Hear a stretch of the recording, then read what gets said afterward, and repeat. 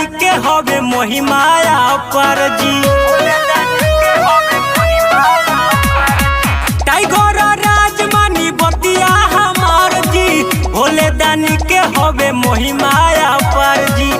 अमित गिरी के बोलाई राजा जी, अमित गिरी के बोलाई राजा जी। ले ली पिया एगो लोने टेम्पू, सावन में देव घर चलाई राजा जी। ले ली पिया एगो लोने टेम्पू, सावन में देव घर चलाई राजा जी।